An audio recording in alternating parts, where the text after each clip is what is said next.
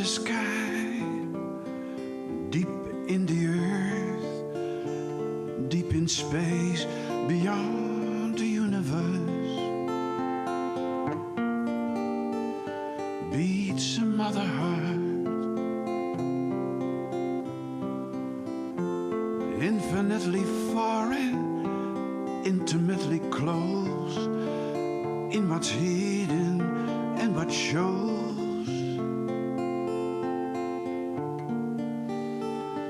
Beats a mother heart in the places full of light, in the darkness where we often hide, way out there and deep inside.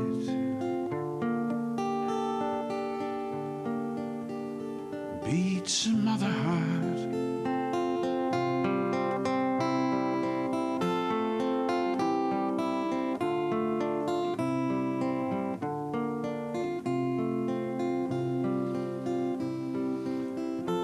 In what we see and what we do,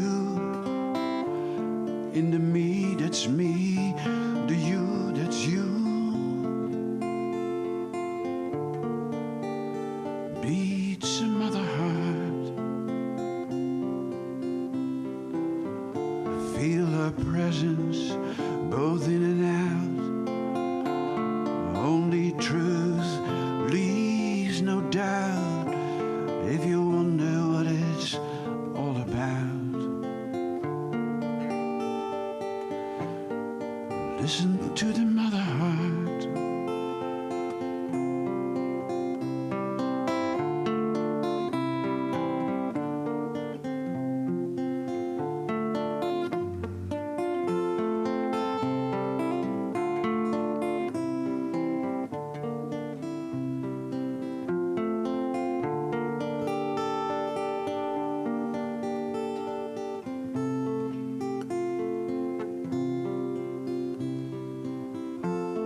We will not be left alone. We are not orphans. We have a home in the mother heart.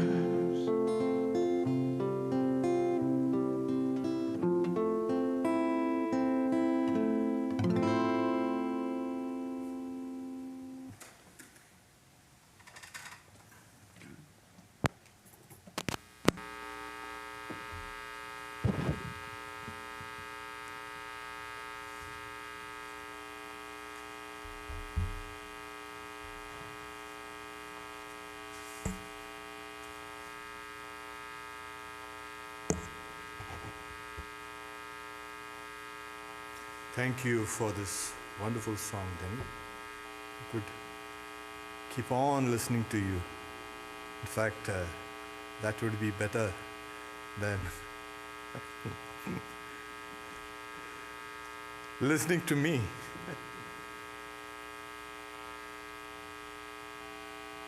We're going to talk about your third eye. In the Bhagavad Gita, the Lord says to Arjuna, Natu mam shakyate drashtum anenaiva svachakshushaha divyam dadamite chakshum pashyame yogamaishwaram. It's translated as, you are not able to see me with this eye. I give you the divine eye. Behold this divine yoga of mine. So here we get an idea that there is something extra that we need if we want to see the reality. So the world can be divided into two. Those whose third eye is opened and those whose third eye is not yet opened. It has been a tradition in India to call the sages as seers. So what do they see? They see the reality. Technically, it is called a seer of the mantras. They see these mantras in a state of super consciousness. So now we understand that the seer is one who can raise himself or herself to this level of super consciousness and see. That is the real seeing. Okay. It's also mentioned as samadhi, the vision of God, and the awakening of the kundalini, etc., etc. We'll keep it simple. Because there is so much of information as well as misinformation around regarding this third eye. I remember when I was very young, I had read Lobsang Rampa's book of the third eye. I was amazed and bewildered, and it took me a few years to take away all these misconceptions here and to understand what it really means. Now, I remember when we were very young, we used to go to a Swami. And whenever we are bored, we used to go to these old Swamis, you know. They have a little kind of fun. And so we'd go. There was one particular Swami, a real Swami, a fat, real Swami. And he was also like his name, Mahananda, great Swami. So we used to go, hey Swami, we heard that you've had your third eye open. And he used to launch himself into this highly esoteric and confounding explanations of the third eye. And he's saying, see, we don't understand all these doctrines. You know? Let's see if we can spot your third eye. So he used to take our index finger and place it between his eyebrows, sorry. And see, here it is. I said, but we used to say, but this is just a kind of slight protuberance. It's not a third eye. And he used to sputter and scold us and berate us. You young rascals don't want to learn anything. You will not learn anything. This is a third eye. He said, no, that's not a third eye. And we used to laugh, and then he himself used to burst out laughing. He used to forget the whole thing whenever we went again to trouble him. So these were my first encounters with this third eye business. Oh, God. So it is not a physical eye. We'll get this correct. Though in a, you can say, thumbnail, we have shown the Devi with two eyes and with that eye in the center of the forehead. It's not a physical eye, it's an eye of wisdom. Okay. And that has to be kind of drilled inside. Because the Katha Upanishad, one of the Upanishads says that the self-existent Lord destroyed the senses by making them go outwards. A certain wise person, desiring immortality, turns his vision inwards and beholds the self, the Atman. So here we have this eye of wisdom is there present, and it is awakened when it is turned inwards. Okay, because it's inside where all the knowledge and everything resides. So we have in mythology, you've probably heard there's a race of giants called the Cyclops with one eye in the center. Imagine if we were like that, two eyes plus that, We would have been a cross between the Cyclops and humans. That would have been a bad deal. So, but then you also have the eye there on the mighty dollar. Yeah, the old Freemason and Illuminati symbol. The Eye of Horus. Indra has 1,000 eyes, omniscient. Jagannath, the Lord of the world, the God in India, he has wide, unblinking eyes. So humans have been fascinated with eyes from the very, very beginning. And they brought it down in mythology. All the gods are depicted with wide, unblinking eyes. So here we have so much for the eyes. Now, we also have so many things like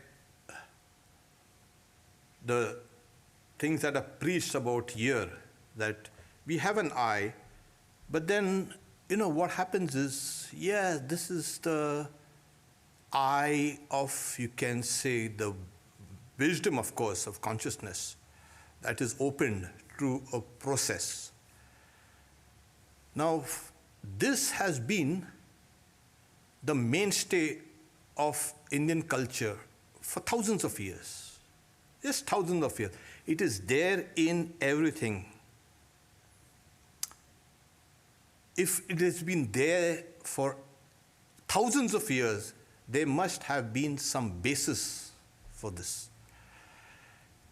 All scriptures on yoga, all philosophical scriptures, every scripture of every shade is just trying to direct us into opening this third eye of ours. If you can see this, you can understand it. That this is the goal of human life, to awaken, to open the third eye. So like I put a kind of a dot here for dramatic purposes.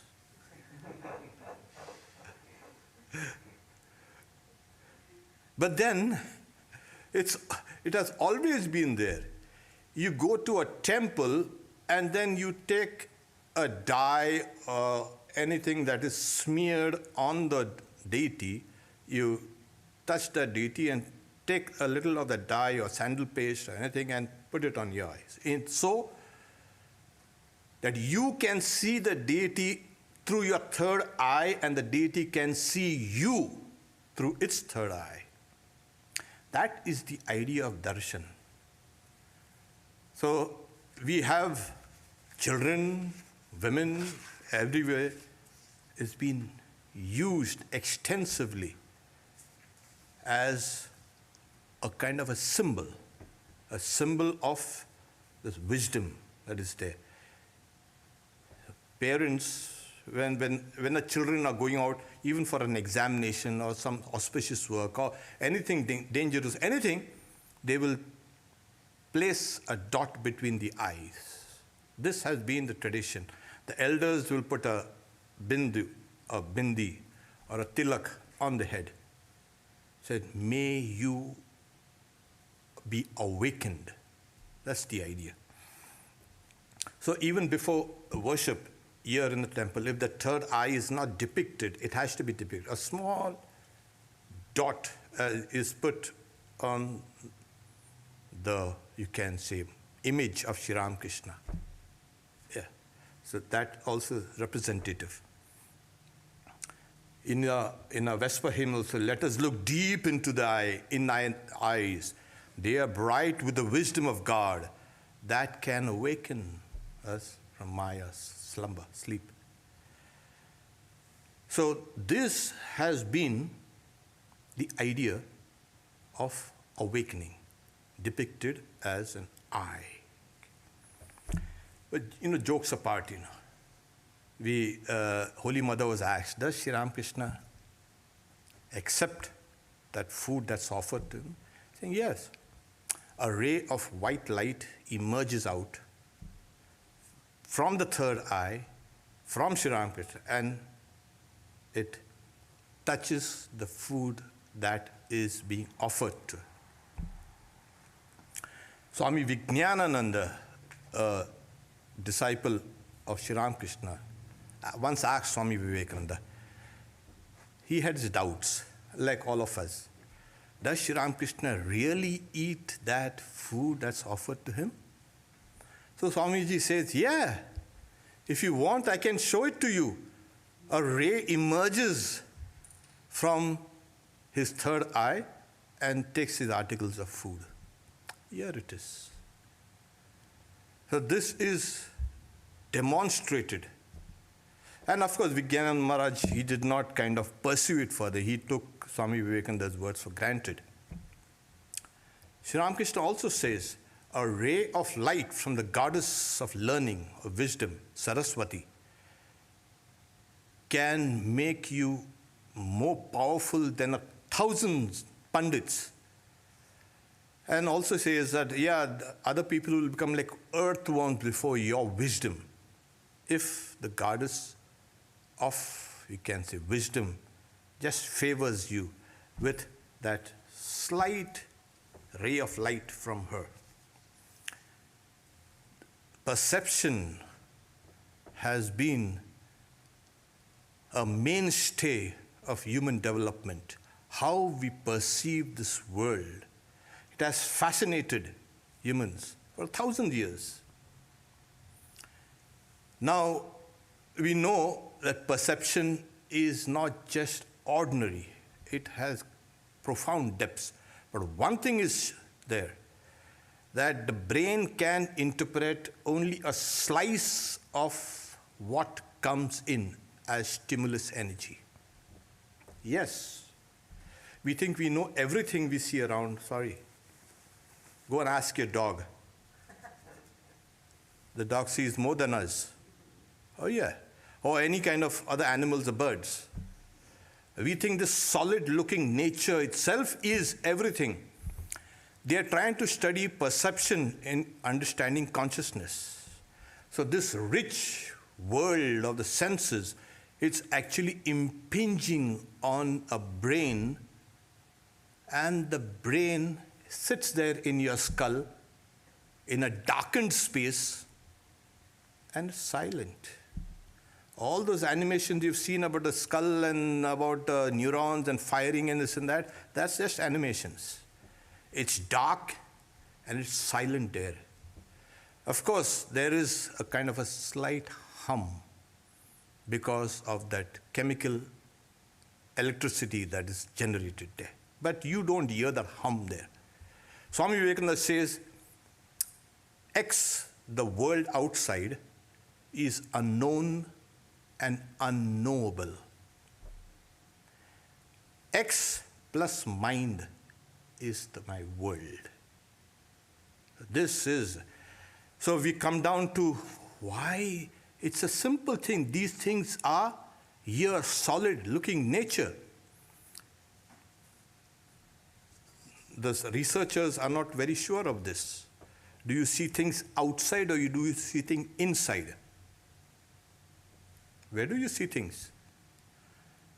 This has, you can say, made us into searching what exactly is this perception, what exactly is this consciousness through which we can read this world.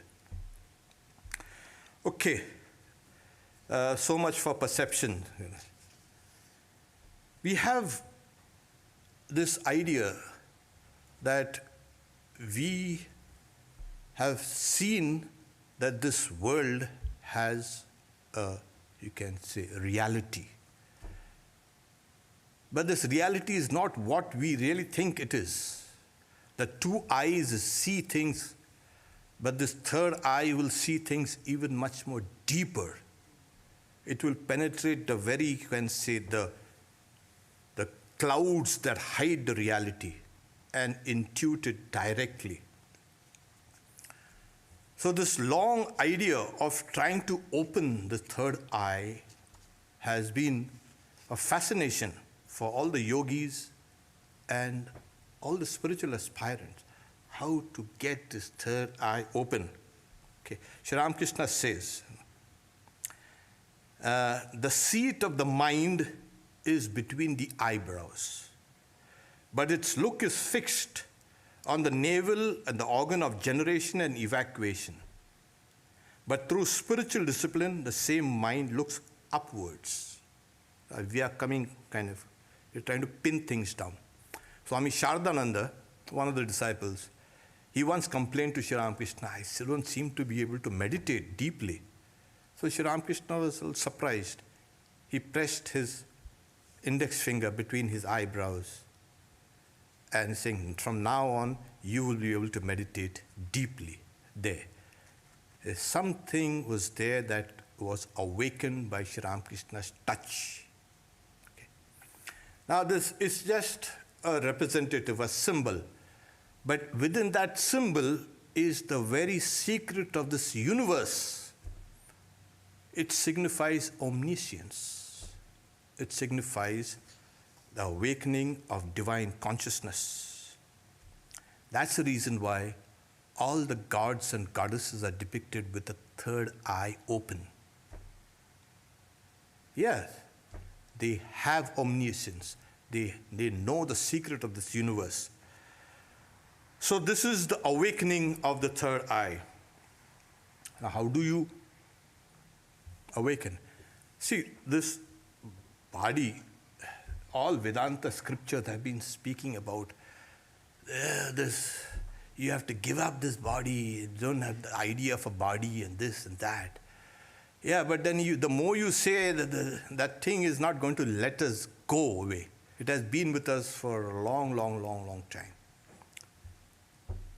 One will have to enhance the intelligence that is there. The body is extremely intelligent. You go down to the very cell and it is mind-blowing. The amount of mechanisms that are going on there and going on intelligently, even without your knowing. You will look like a fool if you see some of these mechanisms in a tiny cell, and we have trillions of them. What is happening? The body is intelligent. And how do you now distill that intelligence? Through yoga, through sadhana. See, you have to enhance your faculties. Suppose that there's a surgeon who's going in to perform surgery and he's going stoned there. Or he's got a hangover. And, yeah, I'm a surgeon, so what? I can. And that, I feel sorry for such patients. Our job is to enhance our faculties, enhance it, distill it, purify it, refine it, till it comes to a tremendous, you can say, point. This is what is called a practice of yoga or sadhana or anything. You already have the requisite elements within you. You are oblivious of it. And that's why they say your third eye is closed.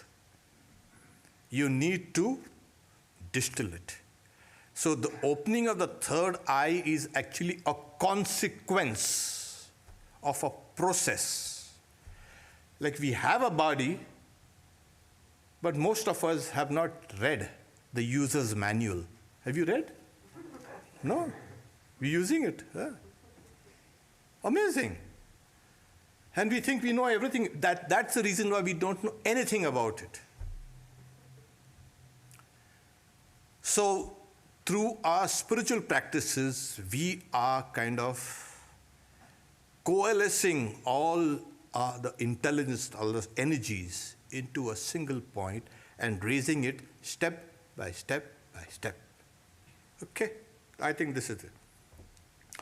So, where exactly it is? Now, we always try to understand a phenomena by trying to find the locus or the neural correlates in the body or anywhere. And the pineal gland and this and that has been so hyped. Well, if you awaken the pineal gland, you better be careful, you might fall asleep. Yeah, because it is found to secrete melatonin. So, but this is just for representative purposes. The third eye is not a physical eye, as I've just mentioned. It is in a different dimension. And this is called by Sri Ramakrishna as the Bhagavati Tanu. Tanu is a body. The body of divine elements. And this Bhagavati Tanu is made out of prayers and devotion and yoga and purity and everything. So purity is the one condition for bringing about this divine body. It is exactly like this body, but it's divine now. Okay, it's distilled intelligence or distilled consciousness. So purity of mind requires two things. Changing the very elements of the mind, that is the materials of the mind, from tamas, from dark matter, not dark energy, dark matter, not that. There's a kind of that lassitude and torpor and this kind of feeling of hatred and jealousy. All these are dark forces there within us. You got to raise yourself a little higher till you run after all this work and passion and joy and sorrow, etc. And then again raise it up and make it sattvic. So that is light and luminosity and knowledge. So the very materials of the mind have to be purified. When you say, oh, purity, what's purity? The materials of sattva will predominate in the mind. And the next is, old memories will have to be countered with new memories. And so, these old memories will be neutralized. You have something now, a mind that's going to be untrammeled. This is what is called the Bhagavati Tanu. Okay. What are the conditions? As I said, a little persistence, a little prayer and devotion and knowledge, etc., will awaken this. So the first thing that happens, what are the signs? What are the signs when it's going to open now it's going to...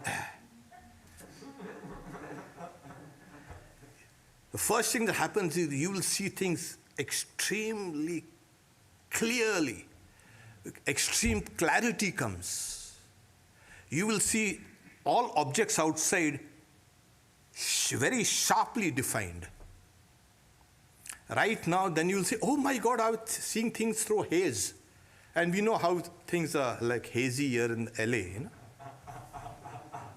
And after the rains, we say, oh wow, everything is so clear. Yeah, that's what happens when this third eye is beginning to stir. You see things extreme clarity. The dreams will be lucid. The content of the dreams will be spiritual. And Sri Ramakrishna says that spiritual dreams are real. So this, I won't go into the long details of it. You will become sensitive to people, places, and things. It's like as if your eyes are penetrating within and seeing the motives and etc., things of people. Then next you will say, if you see a particular thing, you will understand its entire history. You see a tree, you will see it in a flash. Its birth, its growth, its sustenance, and when it is going to fall down. It comes to you as a flash. You will see everything in one sweep. This, like, you will see all the previous stages of a particular entity. You will see about yourself and others also. That creates a kind of a revolution in the mind. You can understand now what is life and what is the interconnection between all life. You will become kind and compassionate and unselfish and loving. Oh yes, consciousness. That's what it is, the whole thing is. So now these are the signs. Okay. Now generally we have this idea of, it's a form of intuition. What we call intuition is mainly from the subconscious mind. It's instinct. You know, the subconscious mind is very dynamic inside. Memories or impressions are not static. They are constantly, they're very fluid. They're moving about. One sort of a set of impressions will coalesce or combine with another set of impressions. So it's very dynamic inside. And people call this, oh, I got an insight into creativity. Actually, it's your subconscious mind. Even without your doing or knowing anything, it's being busy, and suddenly you get a kind of something pops up from beneath the surface, and it comes up and you say, oh, that's creativity. That's instinct. Higher intuition means it comes from the superconscious mind. We're not talking at all about the subconscious mind. So now you must understand that the doors are opening up. Now we have these doors of perception in this book. Yeah, you take a few LSDs and kind of psilocybin and you have doors of perception. No, nothing like that. These are real, not hallucinatory. The brain has been hallucinating reality because what comes in is inadequate, and the subconsciousness which it has, the memories, it forms and fuses a sense of external reality, and it's constantly calibrating and updating this data. So people have these doors of perception. I have my doubts about that. Yeah. But anyway, these things have their places. Once Swami Vivekananda was sitting down and meditating, and then he could hear things and see things, and he used to get up from his seat and go to those places and try to authenticate it, and he found that he could.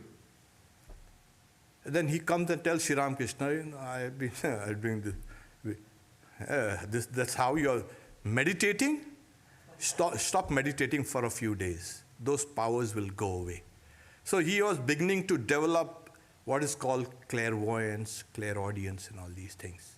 And he used to rattle those people who he saw from a distance, and then he's saying, you were saying something like this, and oh my God, this. So this has become natural. The mind flows outside. It's no more contained in the body. You can see the aura of people. It's technicolor, it's beautiful. Now you'll understand what beautiful life is. The world is beautiful. Everything has an aura. Especially if a person is angry, you'll see a kind of a dark, deep red color around him. It's like, when you see people or see things, yeah, they're there. But you take an infrared lens and you'll see, oh, they've got a halo around them, a red halo around them. You cannot see it with your eyes, but an infrared camera or a lens can see it. Similarly, you can see the aura of people. People who are blissful will have a different color. People who are pure will have a different color. People who are angry will have a different color. People who are kind of, jealousy and you can see envy, they have a green color. Very strange. Green with envy, you heard of that? Exactly, something like that. Yeah. Dark with rage, exactly. Somehow, this has come down into the cultural context. So you will see things and people, and you can understand them through just the auras. Okay, so much for. And there was a disciple of Sri Ramakrishna, Swami Subodhananda. So he goes, he was as simple as a child. He's saying, I am frightened of ghosts. Oh, really? So Sri Ramakrishna pressed his thumbnail between his eyebrows. And he he saw a pale white light that's always surrounded him, and that completely eliminated his fear of ghosts and everything else, of course. He could see things through this haze of white light. And when he was intelligent also, of course. And then he told his mother. His mother said, "Don't tell this to anyone else. You got this." Saying, "Why should I'm not interested in this white light. I want to know the source of this light." That is what the whole thing is. So we have been talking about external phenomena that are generated when this eye is beginning to stir and open. But Subodhananda wanted the source of this light. Okay. These eyes, they see outwards. When the third eye is beginning to stir and open, it can see two ways. Inside, it beholds that immortality within, and it can see outside also. Because in the ultimate analysis, these inside and outside divisions are just illusory. Okay. And that's what Vedanta had been saying, that this time and space and matter has given us the illusion of something inside and outside. So matter is all pervasive, mind is all pervasive, and so when we see things externally, your vision now will be layered with that wisdom that emerges from the third eye. So you are getting into a completely different dimension. You are seeing things, but from a completely different dimension. You are seeing things, but perfectly. You will not be able to see anything bad, imperfect. You will see perfection everywhere. So we have in this yoga and tantra, etc., as the tantra says, this consciousness is, they say, here in between the eyebrows.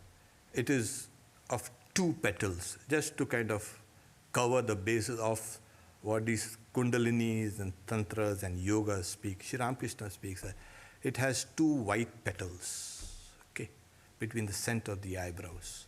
This is the place where you can see God, but you cannot just touch God. Sri Ramakrishna says, you can see the form of Satchidananda, but it's still a form that you are separate from that. The subject and still it's objective knowledge. So we can see how we are now beginning to awaken this third eye. What is the best thing, or what is the most prominent thing that you can see in life? I've given you an idea that's kind of, it's intelligent, but we are not aware of things, that intelligence. You see, I give you an example of a small cell. There's intelligence everywhere. That old idea of humans and brains being intelligent will not hold water anymore. Everywhere you see, from the lowest to the highest, you see the display of intelligence. Swami Vivekananda says that this is the thing that hits you first. Of course, you've got to be a little intelligent to catch that intelligence. Otherwise, oh my God, I see everything dull and dead matter. Oof. See how smart this coronavirus is? It has taken all of us down, beaten us hollow. And we think we can conquer it. No, you can't. So Swami Vivekananda says, this is the first thing that strikes you. Intelligence, consciousness, all pervading everything. But where has it emerged? Has it emerged from the long processes of evolution? Or no? So Swami Vivekananda says, what about people who are called the free or the perfect by the yogis? You find them, Swami Vivekananda said, the Buddha man, the Christ man, the free, the living free. Where have these people got their knowledge? It was involved, that is hidden, embedded within them. They just manifested them. So an ordinary person can become a Buddha man or a Christ man or a divine man, man, woman, it doesn't matter. But it has to go through the process of expansion.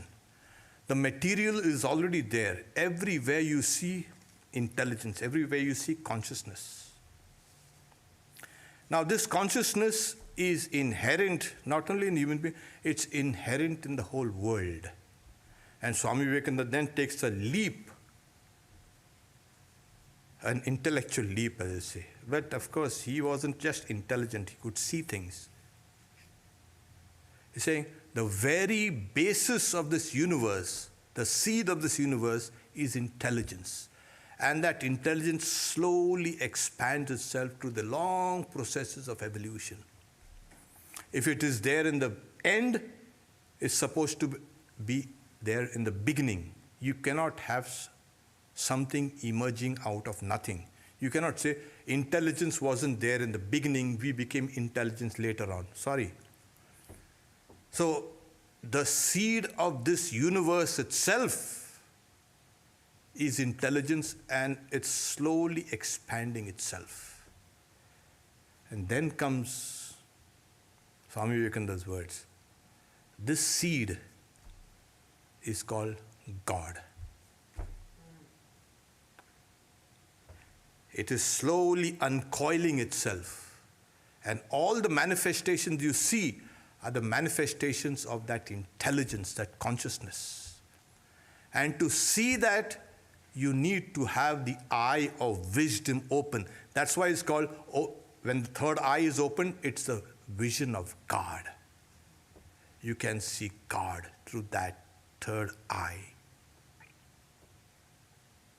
And the Upanishads say, as the sun, which is the cause of all the eyesight of everyone, yet is not tainted by the ocular defects in any eye, so also that one Atman is not tainted by all the pains and miseries of the world. You will say, this place is miserable. And it is recognized. Everybody knows life is full of travails and sufferings and endless tribulations. Who says, I've got a nice life for a few seconds? No, it's terrible. Life is terrible. It's the harshest reality that you can ever imagine. So is this divinity, is this that wisdom of God or intelligence tainted by your suffering? No, the Upanishads say, Suryo yata sarva lokasya chakshu na lipyate chakshushayir bahe doshe. Ekastata sarva bhutantaratma. It's like that. One self which is in all beings is not tainted by the sufferings of your body and mind. That suffering is due to just one word, ignorance. And that ignorance is because a divine eye, the third eye, is closed. Once we can open this eye, everything becomes perfect. So this is the spiritual eye, the divine eye, your third eye. It exists in all of us. And our job is to then distill all our energies, put them in one focus, raise them up stage by stage. And you'll see, Swami Vivekananda says, the world being uncovered. And you will see, as the layers are being peeled, you will see the world in the subtle forms and the causal forms. then you know you've come to the end, the very end of your journey of life. This is the awakening, the opening of the third eye. Om, peace, peace, peace.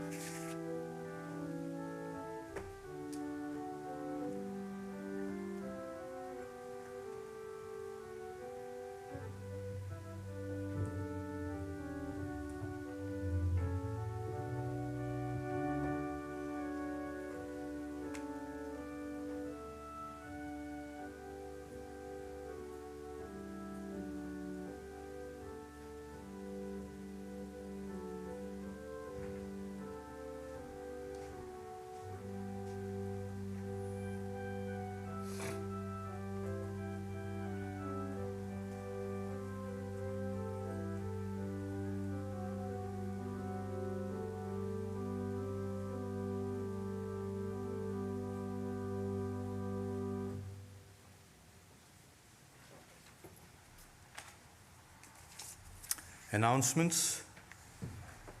Next Sunday, Professor Francis Xavier Clooney of the Society of Jesus, SJ, who is at the Harvard Divinity School, will speak on Ramakrishna and me. You're welcome. 23rd, again, Sunday, there will be a Vivekananda Puja. So this has to be, we will not be having an in-person attendance, except for the volunteers and staff here, and monastic members, because of this recent resurgence of COVID. On the 15th, Saturday, there will be an Antar Yoga retreat by Pravrajika Daya Prana on the Kena Upanishad. And we have the usual classes on Tuesdays and Wednesdays and Thursdays and Fridays and Saturdays. Second.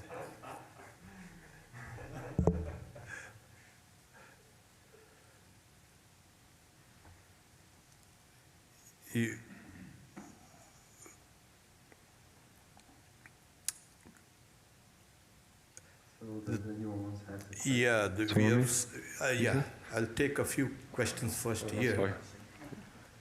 The third eye, is it the last stage of duality or the first stage of non-duality? That's a semantic quibble.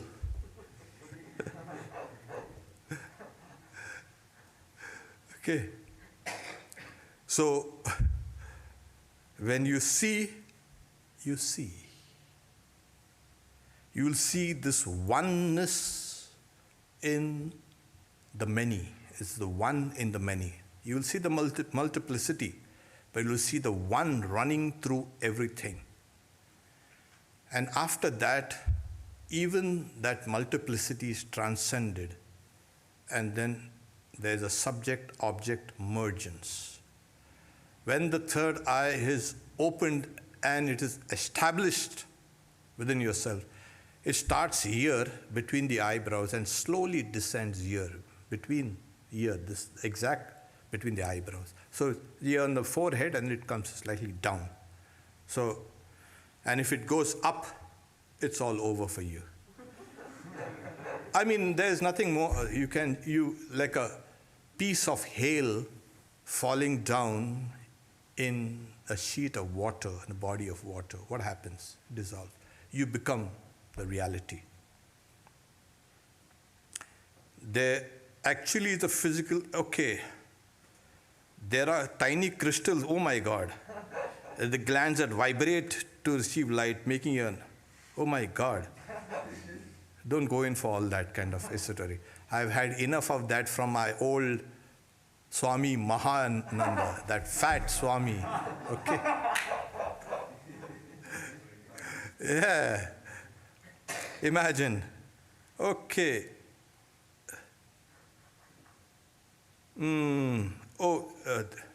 Okay. Third eye seems to be consciousness, nothing physical. Okay. So scientific experiment is not possible or necessary. Ah, wonderful. Okay, that's much. Do you recommend a particular meditation to facilitate the opening of the third eye? No. I don't recommend any specific spiritual practices. But whatever spiritual practices you are doing, intensify that. Because it will lead you to the opening of this third eye. I don't want to graft something more on something you're already doing. So that makes it difficult. Okay.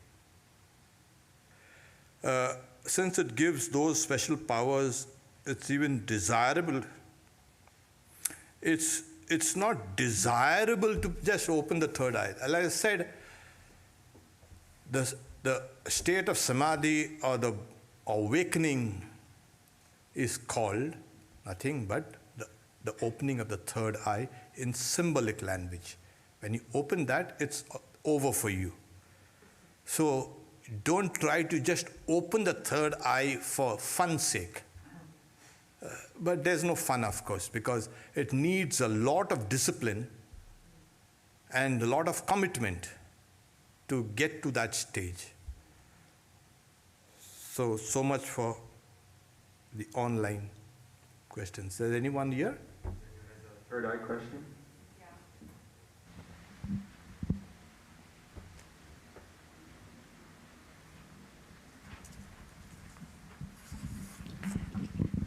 Thank you, Swami, for a wonderful lecture. I have a question. You said when Ramakrishna touched his disciples, with one of his disciples between eyebrows, I was going to ask, like, I wasted my life because I was looking for to be enlightened, but, I talked to you about that. I was wondering if anybody can help me that way to touch between my eyebrows so that I can get enlightened as soon as possible. Fine, wonderful. Come over. Okay. I'm ready with a sledgehammer. I am ready. I was looking for somebody to open it with. I've got a sledgehammer. Does anyone wants to open? There is something called, like Sri Ramakrishna was kind of on a different caliber. But there are some who need a little pushing because they've already pushed themselves to a great extent. For those people, we can help. But those who are on that very gross level, it's extremely difficult to kind of lift them up from there. So don't look for anything quick. Don't look for anything automatic. Don't look for anything kind of spurious. Because a lot of people outside, they play on these beliefs and they make a fast buck also with that. So anyone who says that they can open your third eye, be careful of that. Secondly, it's only you can do it. There is something called, you can do it, but you need the grace of the Guru. The Guru gives you a kind of initial push. That push is required. And if you can understand this, it will push you and then there it is. So you need a Guru to that. Okay. We can talk about this later. I'm not going to bring my sledgehammer along. Maharaj, Yamaraj in Katha Upanishad is saying, Brahman, this, of course, reality is revealed in the lotus of the heart. We meditate here in the Hridayam. Why not meditate in the Agnya? How come we meditate? You're asked to meditate in the heart because that's the safest place. Now, if you meditate between the eyebrows, that's only meant for the advanced aspirants. And a little mistake here, a little kind of wrong processes can make you insane. That we have got to be careful about that. So like Sri Ramakrishna recommends this, and all the books of yoga recommend, this is the doorway, and as you open it up, you enter that doorway, and then you'll find the subsequent chakras also opening up one after another. If you try to do it here, then you're going to do it in a reverse way. That's bad. Oh. So do it stage by stage, the safest way. I see. And Maharaj, one more question.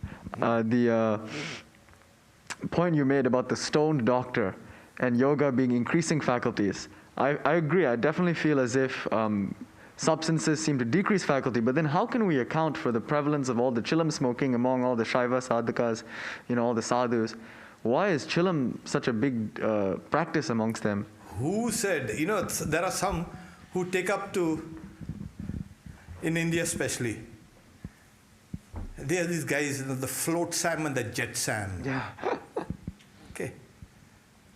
They go and they join some group of monks. They will smoke hemp, and they get stoned. And they think they are in a blissful state, and they will give you great, great, great advice. And then they will also offer you hemp or opium. Have it and get stoned. This is spirituality. Okay. It's wrong. It has never been recommended that a spiritual aspirant is under any intoxication at all. The brain has to be perfectly lucid and clear. You cannot have stupid people doing stupid things and saying, I've done meditation. No, it has to be kind of emphasized, because there are some who go about preaching this idea that, you can smoke hemp and meditate. It's like the old, that was the old way. Now they said, take LSD and meditate. Take psilocybin and meditate. And you will see so many things. So that is hallucinatory. These are psychedelics. Spirituality has nothing to do with psychedelics at all. At all. The very fact that you are meditating means you are clearing up your mind. You're making your mind perfectly radiant. So don't go in for that. Why do they? You ask them. Thank you, Maharaj. Secondly, what happened? There are some monastic organizations. Over the years, they had people who could meditate the whole day. So there was no boredom or no tedium in their day. Oh. Now, when you don't have such aspirants, how do you break that tedium? Oh. And then secondly, it takes the edge of hunger. Oh, yes. You don't have to bother about food and all. So it's kind of good, very nice. And become stoned and say, see some stars around. And has nothing to do with. Yes. Okay. Thank you, Maharaj. Well, Swami, I want to say that the drug experience are really Yeah. very quickly. You give it to this. Very quickly, but that the spiritual masters do not approve at all of the drugs at all, even though you can have high experiences, but really the spiritual masters are saying that you have to do it the spiritual way, the high experiences. So, and they're out of the question, the drugs. It's true though, you do have high experience. Okay. Yeah. Good to see you after a long time. Yeah, good to see you, beloved Swami. Beloved, I go back to one of your talks that I sat in several years ago, and I need to clear up a misunderstanding or clarity of understanding. You were talking, and you used the expression several times, an individual soul, a person's soul. My understanding of an individual soul is it is part of the illusion, part of the the appearance, and that this is really, yes, we are a million memories over past lives and a million impressions, but this ultimately all is eliminated and burnt up. So technically, at the highest level, when we know who we are, there is no individual soul. Am I incorrect in what I have just stated, or could you clarify what you meant when you referred to an individual soul? I don't remember what I said a couple of years ago, definitely. I've been saying so many things, so many places.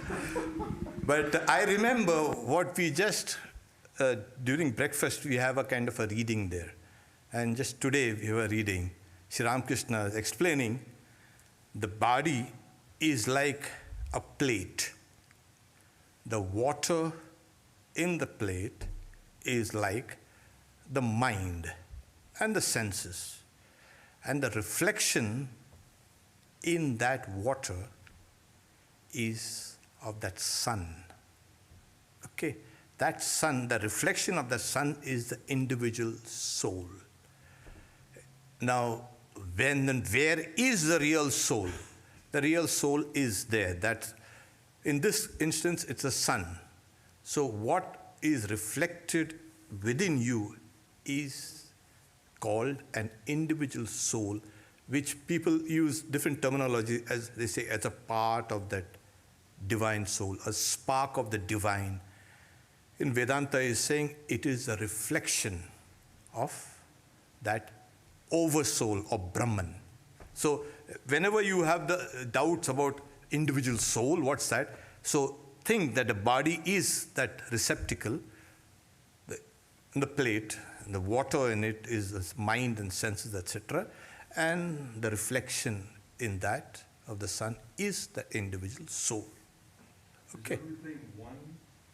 And therefore there is one soul and a soul level above us, and we rise to that one soul level, and that's the reality? There is only one soul, but don't tell this to some other types of philosophers. They say there are many souls, especially like in the philosophy of yoga and in the philosophy of the Sankhya, you have many souls, the doctrine of many souls, but nature is one.